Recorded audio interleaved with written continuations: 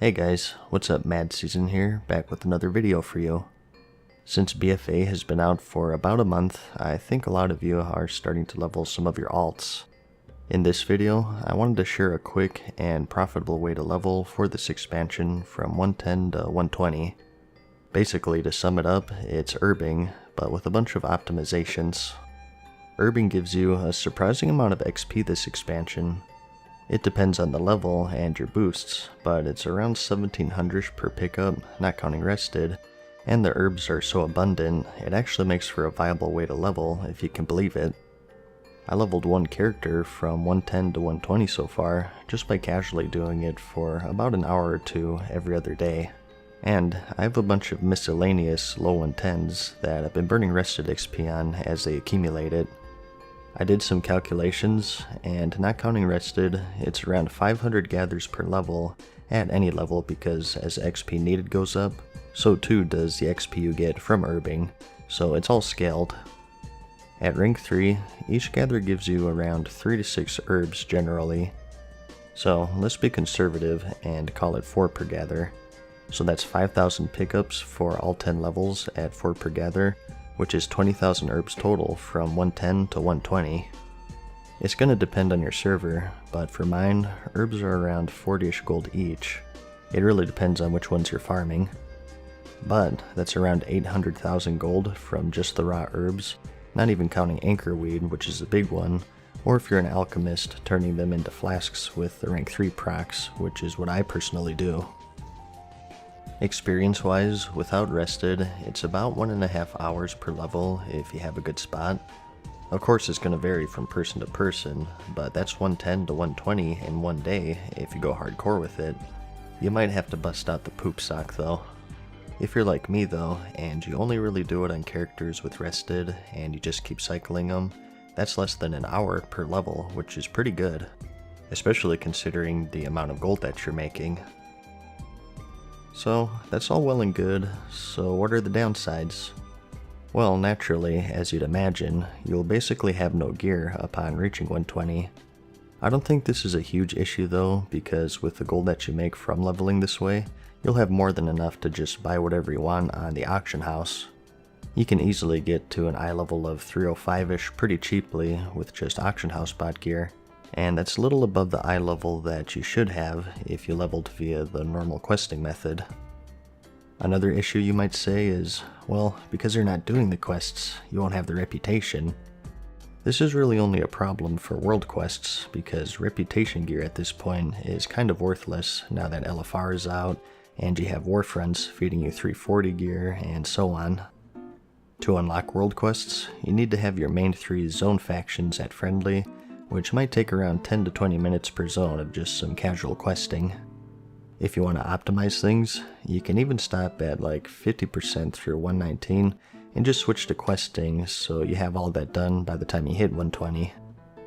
The only important faction for BfA really is the Champions of Azeroth, which you only level through world quests anyway. As far as I recall, there's no story quests that give reputation for them, so if you think about it, you're really not missing out on much. You also have the dungeons to unlock, which is the Siege of Borealis and King's Rest, but remember, these are account-wide now, so as long as you did all of that on your main character, you should be good to go. I guess the biggest downside is that you will be sort of stuck on your own continent, so your route choices are kind of limited. You can get to the other continent by doing your first war campaign quest after you get those 100 resources, but the enemies in the opposite faction zones will still be 120, which makes things pretty difficult. You'll of course have to play catch up with that once you reach 120 if you level via this method. But really, the downsides aren't as bad as you'd think. Personally, I like herbing. It's kind of a wind down activity for me, and I actually find it quite relaxing to just throw on a movie or something and just pick flowers for an hour or two, and at the same time earn a bunch of gold doing it. The startup process is pretty simple.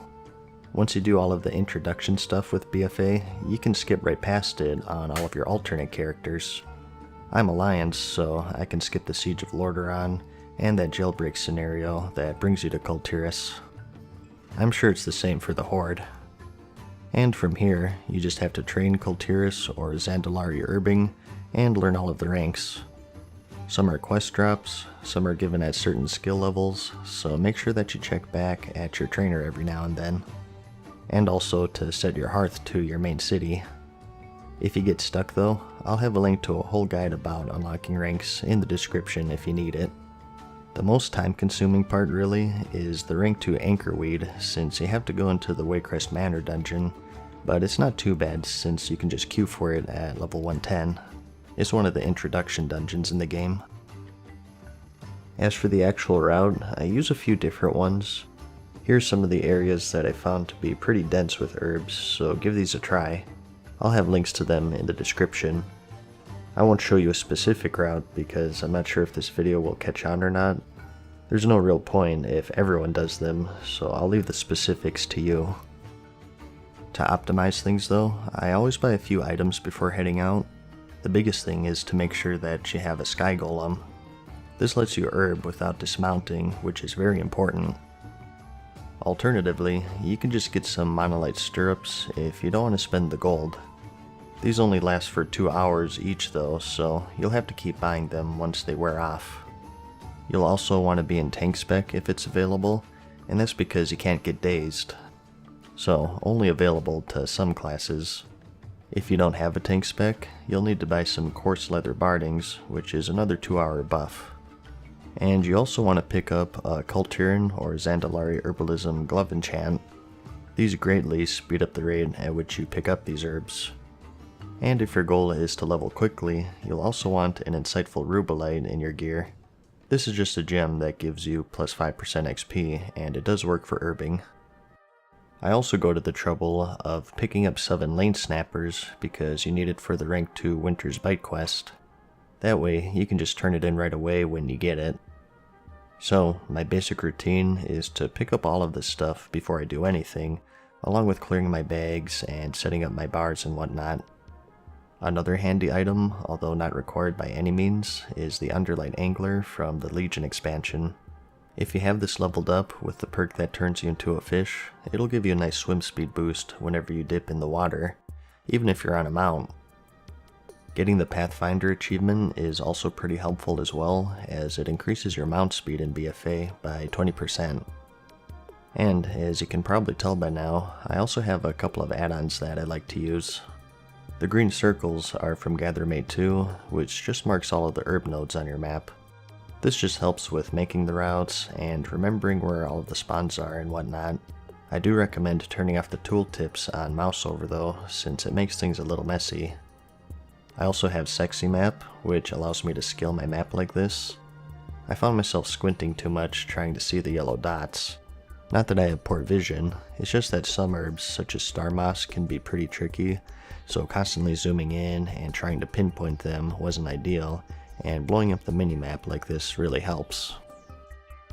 And I guess other random tips to go out on is to pay attention to your Siren Sting gathers because they have a chance to spawn a bee that drops a bunch of Siren's pollen.